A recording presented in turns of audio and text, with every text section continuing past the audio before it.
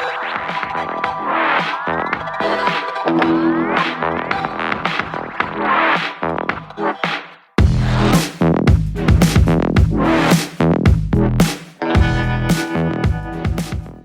to Docher Collectibles. Hope everybody's having a great one today. Got a little XYZ playing in the background.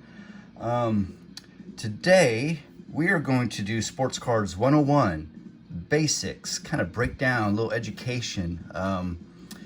A few people have hit me up. We do these rips and go do these cards, and not everybody knows all the lingo and terms and what we're talking about. So this one's going to kind of be basically for the beginner, intermediate, expert. You're going to know all the things that I'm going over, and probably even more so. So there's a lot to get through. We're just going to kind of go through this, and I'll try to explain everything. And other than that, if you're stopping by, subscribe, like, share, spread the word, all that good stuff. Also, again, I did on one of my videos, but shout out to inkedgaming.com. I'll put their link in the description. Got this breaker mat from them, which I just love. Just came up with a design and shot it to them, and they printed it out, shipped it out to me really quick. It's pretty sweet. I hope you like it as much as I do. Let's get into it. We're just going to start going down the list of all these things. I'm going to try to use some cards and things like that to kind of help along the way. Just kind of start off with terms. You're going to hear a lot of card guys talk about PC. That's part of my PC. That's not part of my PC. That just means personal collection. And when we're saying rip, that's just opening, unboxing. You got the packs and you're just kind of ripping them open. So that term is just kind of one we use. We're going to start off kind of with, we'll just say, you probably heard the term junk wax era or cards. Those are cards from the mid 80s to early 90s. So remember cards back in the day, some of the younger people might not.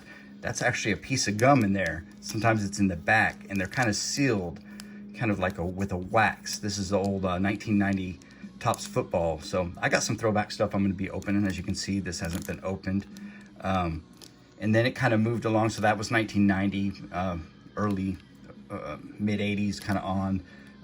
This one's on 92, kind of changed a little bit. They stopped doing the gum. It's kind of sealed up different. So kind of different than packs today that we're used to, that we just kind of rip open and do all that with. They were just really mass produced. So there's kind of overall less value. So they just pumped them out, Now that being said, the bigger names, you get that stuff higher grade, let's see, like here, we got here, 1982 Topps Dwight Clark, great receiver. PSA, it's, it's not a 10, but it's a 9, so like Joe Montana, you're going to get one that's PSA or Beckett. It's graded a 10 mint, and then you start talking about, the population or pop, that's just how many of a certain grade that's out there. So say Joe Montana, graded 10, you're going to have so many out there, and you can look that stuff up on PSA or Beckett, because it's going to be different for each, but there's other people that grade cards. Those are the two main ones. People are really looking for PSA. Beckett's a good substitute. They've been around for a long time. PSA is kind of the standard now, but there's other groups that are trying to get into the game. But when you start selling cards and getting value, so even some of that junk wax, mass produced, you talk about like an 86, Fleer Jordan rookie, there's a ton of them out there, but you start, getting the 10 graded, then you're starting looking at a card that's hundreds of thousands of dollars. So it depends on the player and all that kind of stuff. Or Gretzky rookie, stuff like that. So that just kind of goes into, the grading. Again, we're just talking about the basics. So if you guys already know this, I'm not trying to bore you, but there's a lot of people that may be tuning in to these kind of videos and into my channel specifically, and I want to make sure people kind of know. So they're looking at like corners, centering, surface, edges, kind of the four things. We'll take a look at this one again. So when they're talking about like centering, you got so much white on this side and so much on this side and the top. You can see this, why it got graded a 9, you know. It apparently just wasn't a perfect mint 10, you know. You can see those corners being, you know, the surface. So they look at all that, and that's what gets the grade. And then that's the grade. You go onto eBay and you start looking at cards, and you look at graded versus ungraded, you know, big difference. So then get into cards. You got base cards, you know. I pulled out some of my Eric Dickerson collection, you know, speaking of PC, my big PCs, of course, Eric Dickerson, Earl Campbell, Rex Chapman, believe it or not, Baker. I have a huge Baker Mayfield collection. That's just my PC. So what I'm going to talk about now is the base cards, parallels, refractors, prisms. They call them a little bit different. You got different colors. You'll hear people talk about the rainbow, chasing the rainbow. So I'm about to pull out this sheet right here. We're going to kind of look at all of it. So we have this Eric Dickerson prism, and they call it Chasing the Rainbow, and I did. I got every single one of his.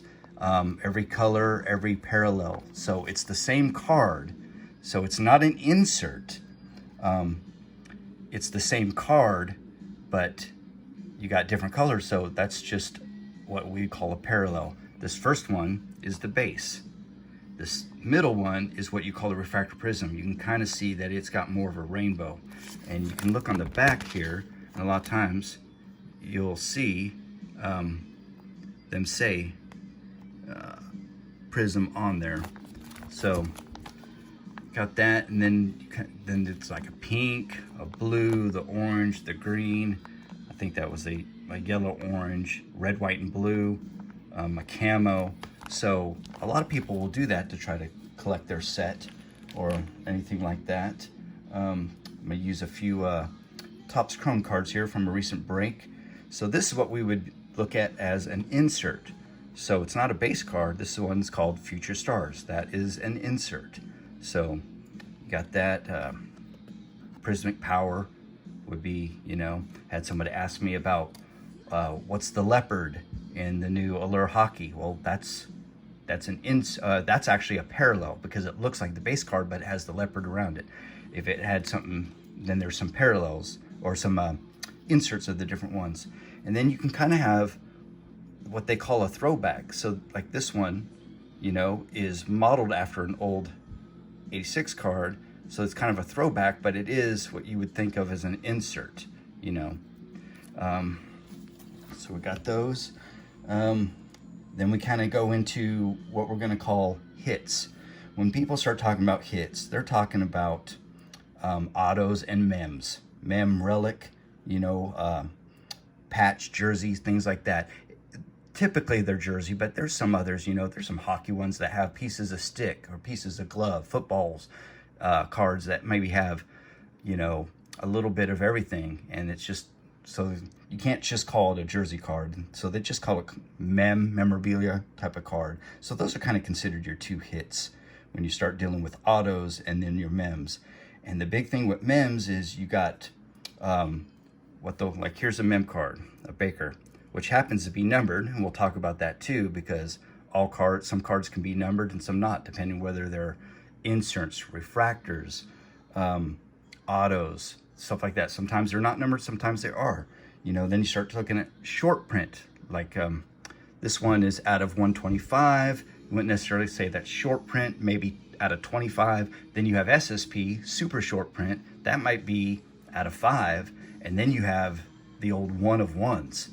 And just like it sounds, it's the only one made, and those are really nice.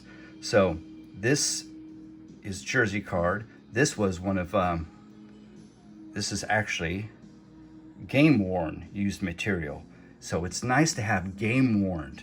They're not all, well, it's like that. Sometimes, a lot of times, they're just player worn. They might have worn at an event or a practice or something. So whenever you have a game worn jersey, that's always going to be really nice. And then autos can come in different forms. You got your on card and you have sticker auto. We're going to go with some Dustin Mays right here. So Got this nice Topps Chrome. That is a on-card auto. He had this card in his hands and signed it. Very nice. Then you have what is called a sticker auto. You can look closely there and you'll kind of see that that's a sticker. So it's a sheet of stickers that is sent to the player and they sign them, and then the sticker's stuck on the card. Still good, and sometimes like this on a Prism, Prism is known for sticker autos and not having on-card autos. So sometimes that's the only way there is. But a lot of cards, you can have both. And you can imagine, you know, the on-card auto is what a lot of people like. And then we're gonna go old school here.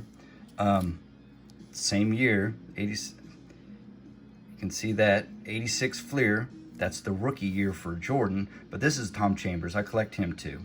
So this is a PSA DNA certified autograph. He had this card in his hands and autographed it. It was not an autographed card. He autographed it later on, and then it was verified.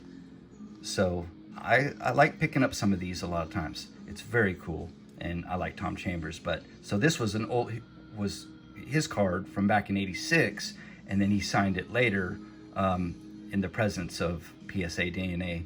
So that's really cool. Kind of the same thing too with this old 80 Fouts. I collect the Fouts too. Old school quarterback for the Chargers there, and got a nice little auto. So the card is not graded. You see there's no 1 through 10. This is certified that that's really his autograph. So very cool with that. And then we kind of get into RPAs. You probably heard that term. That's a rookie patch auto. So it's going to have the patch and it's going to have the signature. So, and then you also just have vet PAs or like this Eric Dickerson of mine. You can see that we got some jersey and we got an autograph. So if that was a rookie, it'd be an RPA, and those are a lot of times the big hits. But again, nice card. And if I remember right, this was a game worn Eric Dickerson. So that's very cool. There's also printing plates. I don't know if any printing plate is what they use to actually print the card. So sometimes they'll show those out. I don't have any handy, but I think I have a couple 1-of-1 printing plates, but they're players that haven't really become anything. But those are kind of cool. Some people like them, some people don't. And like I was saying, the numbered cards, any of the cards can be numbered. Like even some of the, was any of these Dickersons? Some of them I think are and some of them aren't. It just kind of depends. So, and then there are sometimes they will be a short printed card that don't have any numbers on it, and there's no way to know unless you just have read the odds or they release that information, the card company that produced that product. So, and then I'm just gonna set some of these out here just because I have them here and they are so cool. I love them. All right, so hobby retail. You can look in the back here. I think these are all retail. So hobby is going to be a hobby box, a box that you're going to get that's from the card company at a local dealer, a card shop. Hobby boxes are more money. You get more out of them, a higher risk reward, that kind of thing. Retail is going to be stuff that you can pick up at Walmart and Target and some stores like that. It's kind of weird. I've heard of people finding them at some stores I would never think, but those are the two major stores. So a little less money, but it just depends. Like normally these blaster boxes would be like 20, 30 bucks in the store. I think these Select 2020 are well over $100 now. You can open them up and get good stuff or get nothing. So, you know, it's kind of a gamble. So typically you're going to get more out of the hobby box, but it's more expensive, but that's not a guarantee. None of it's a guarantee. You know, not everybody's into opening boxes and even taking that gamble, which is going to kind of lead into what I wanted to talk about with, you know, cards. You got personal and investing. You know, some people are all about, it's not a true love of the hobby. They're just investing and doing that type of thing. Me, I'm not an investor. I love the hobby. I grew up with it. I'm still into it. I love opening up stuff. That's fun. You know, you taking a gamble, but it's cool. But also you know. Well, this one, that was a present from my best bud, but you know, going on eBay and buying stuff for my collection, you can get what you want to get, you know. So that's, you're collecting. You can buy, you can sell, you know. eBay is, you know, there's places online, but eBay is where you can get your deals and stuff like that. That's not, you know, everybody knows that. So some people want to open boxes, some people don't want to open boxes. You also probably heard of people talking about breaks. Some people do the break, some people just join the break. What a break is typically, it's going to be more of a hobby box. Say somebody buys a hobby box, you know, it's $500, you know. You don't want to buy that, but you kind of want to get, it's kind of like you're going on, okay, this guy's doing a break. There's how many teams in the league. You're buying a spot, you're buying a team. He opens it up, you're watching him open it up on his channel or wherever, you know, sometimes live, but and you got the Chargers, you know, boom, there's a Herbert, that's yours. You bought that spot, so then that card's getting mailed to you. So you paid, you know, a fraction of the price and got your team. Might not get nothing. It's all a gamble when you're doing all that stuff, opening breaks and stuff. You know, I'd just like to do a little bit of all that, even though I'm not a big selling guy, you know. But I have quite a bit of cards that aren't going to be part of my personal collection that, you know, I'll probably be putting up on eBay and all that kind of stuff. I am sure there is some stuff I missed. I just wanted to go over the basics. You know, I've been hit up by a few people. Starting this channel is just jumping right in. I didn't want to not have people know what I'm talking about. So other than that, man, thanks for coming by and hanging out, and hopefully it gave you some information. You know, you can look a lot of this up, but it's nice to hear it from the guys that are doing the videos that you're watching. Like I said, you know, subscribe, like, share, spread the word. I have a lot of videos to come in. Docher Collectibles, you know, it's not just about cards. I'm going to be doing some action figures, comics. I don't buy a lot of comics now, but I have a comic collection. I like to show it off, you know. Retro video games, I love a lot of that. I got to figure out some ways to get that, so I can do some cool videos with that. But you know, it's kind of all centered around cards. That's my thing. I love sports cards. I've been doing it forever. Got back into it quite a while ago. Never really thought about doing a channel about it, but I've always kind of knocked around the idea of Docher's Collectibles, and there we go. So I appreciate it, and until the next one.